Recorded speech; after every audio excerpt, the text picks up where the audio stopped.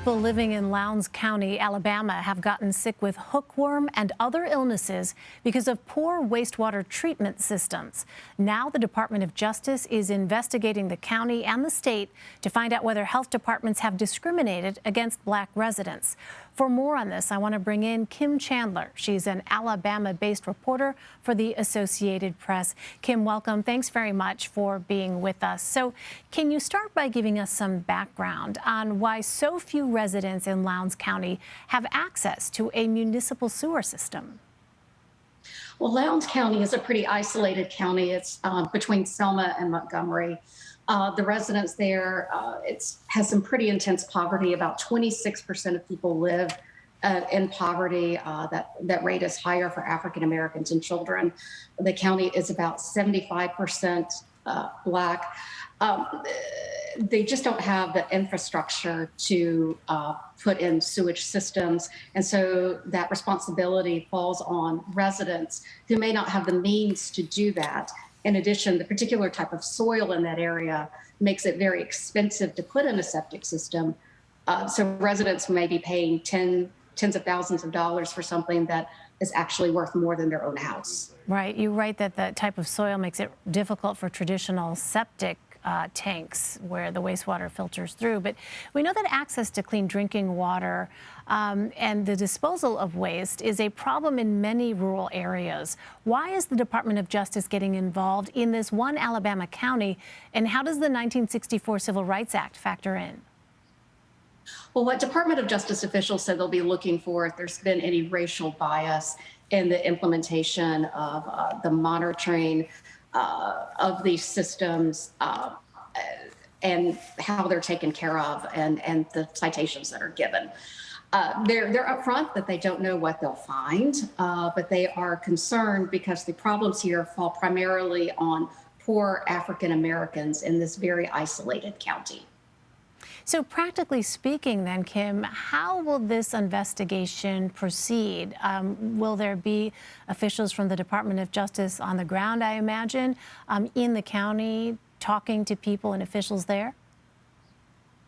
Yes, and they say the State Department of Public Health is cooperating. They want this to be a collaborative effort to try to come up with solutions for the people in Lowndes who have dealt with this for decades.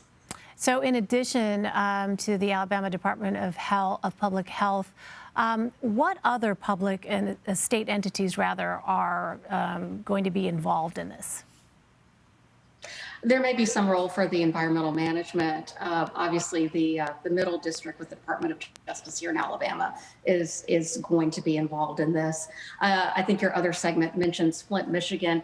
In Flint, there was a situation of where the infrastructure failed. Here, there is really no infrastructure to speak of, and the residents are left on their own in a very difficult situation. Yeah, can you talk about that a bit more, Kim? When you talk about a difficult situation, I think it can be difficult for people, particularly as you sit in a studio, for instance, where you turn on the tap, there are restrooms and facilities all in working order, to imagine the kind of conditions that you spell out in your reporting. What exactly do these residents experience on a day-to-day basis? Sure. I think it's something we all take for granted. We go to the bathroom, everything works. A lady I spoke with this morning, and I had visited her several years ago in reporting, she says, particularly when it rains, that the sewage system in her yard will back up and it will flood her house. It will flood the area around the swing set that you see there. And she is not the only one. There are a few homes in the county where people will put in straight pipe systems where basically raw sewage drains out of their house into a pool or a ditch behind their home. And that leads to all kinds of health problems. You describe hookworm, which is an intestinal parasite, other kinds of health issues that these residents have had to contend with, as I understand it. Yes, there was a study out of Baylor School of Medicine suggesting that a significant number of residents had hookworm infections or evidence of hookworm infections.